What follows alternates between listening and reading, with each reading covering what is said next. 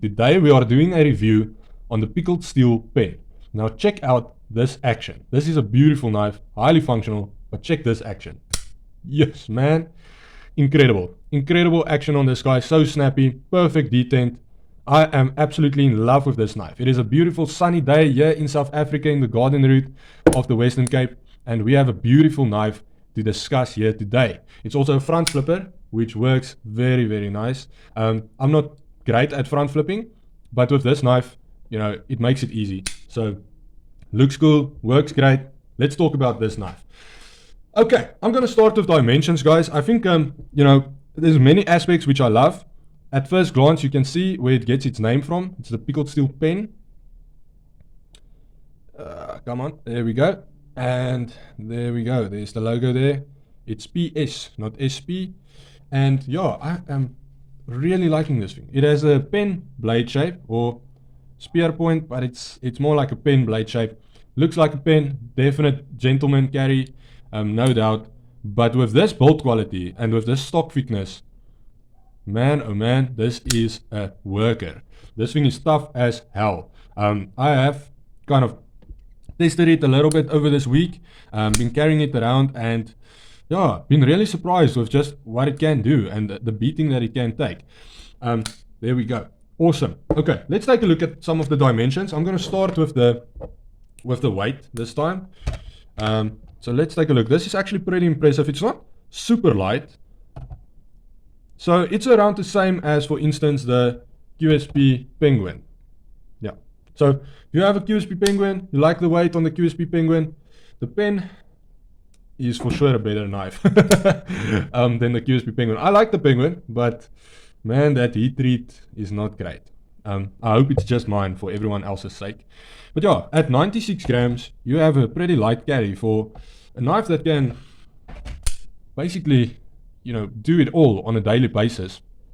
Unless, once again, you're in a very specific profession where you are abusing the crap out of your knife. This thing will take the beating. I don't know how long it will last you, but it's not going to be like an outdoor knife or anything like that. I can use this as an outdoor knife. It will take that beating, but should you use it as an outdoor knife? That's the question. Remember, we must use the knives as they were designed, right? If you want an outdoor knife, get yourself an outdoor knife. If you want a gentleman carry, get yourself a gentleman carry. If you want a well-rounded knife that can probably do it all, get yourself the Pickled Steel Pen. I am exceptionally surprised with the universality. Is that even a word?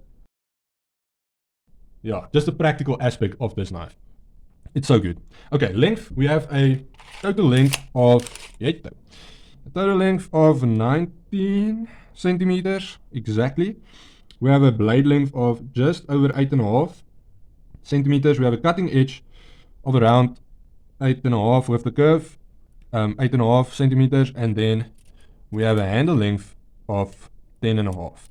So yeah, fantastic. All over size. I think it's great. It's not like the biggest knife in the world. Here's some size comparisons against our Akal. I think they look pretty good together against the large honey badger Tanto. Okay, against our matchbox. Against our matchbox there. Against the Kaiser mini bed lager. Right.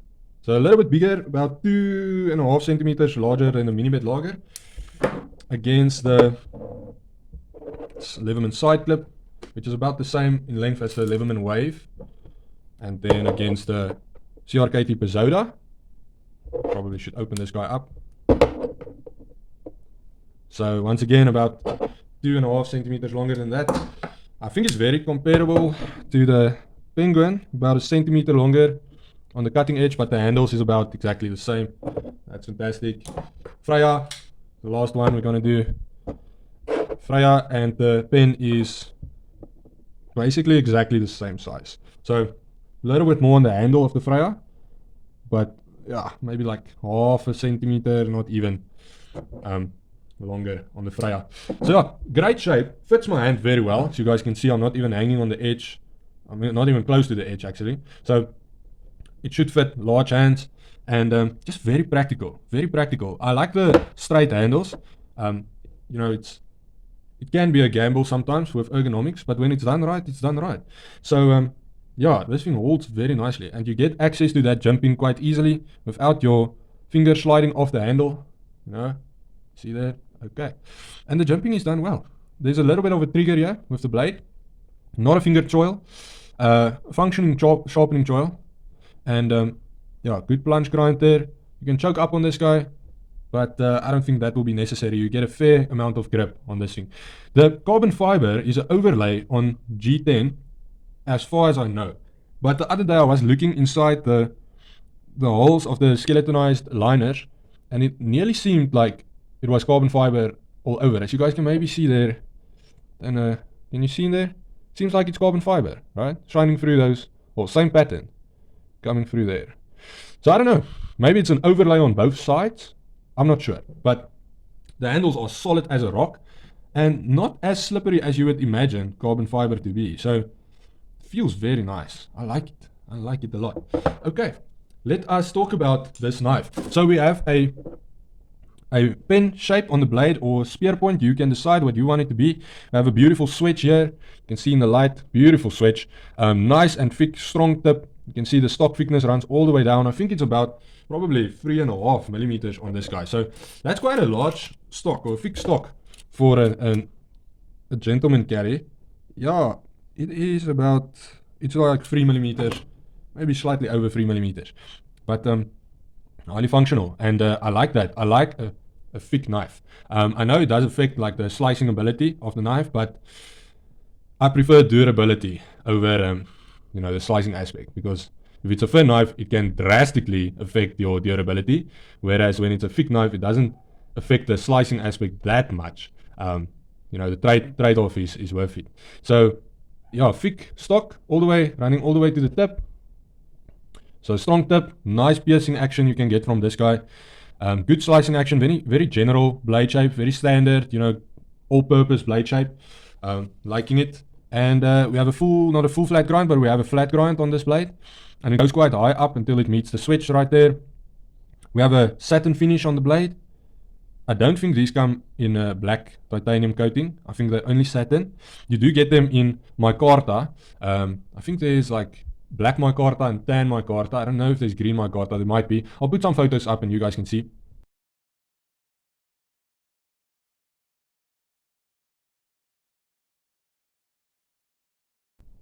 Okay, so it comes in D2 blade steel. It's a great steel, guys, and I think that, you know, some people hate on D2 because it's common, and people want something that's not common. But just because it's common doesn't mean that it doesn't work. Because it's common means that it's actually fantastic, because many people prefer it. So I know some people hate on D2, but it's a great steel. It really is up there. You know, it's competing with 154 cm easily. Along the lines of edge retention, even better than 154 cm. Not so much with corrosion resistance though, so you do need to take care of it. But just because something is popular doesn't mean it's overrated, or just because something is common doesn't mean it's overrated, right?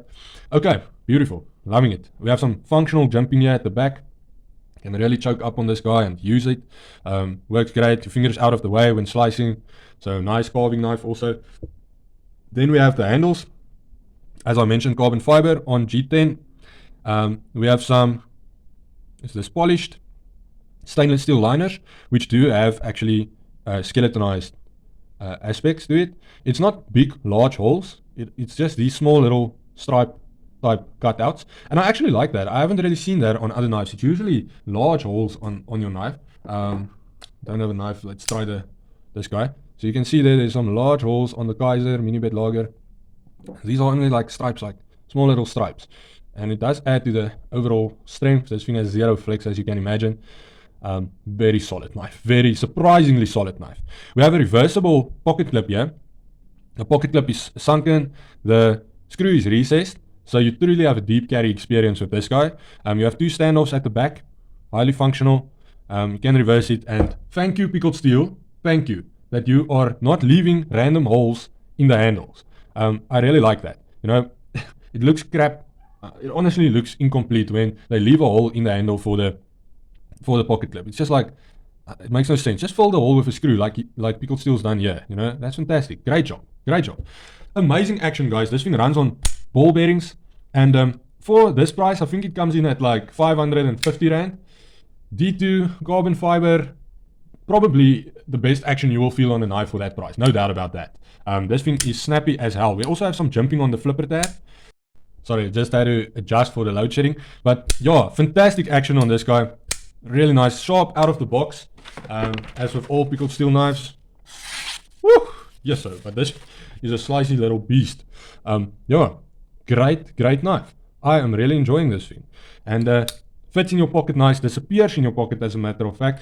With, you know, 96 grams in weight, this guy offers you a fantastic pocket carry experience. Definitely. So get yourself a Pickled Steel pen, guys. It's worth the money. Buy with confidence when it comes to this guy. And have a knife day. And remember, no knife means no life.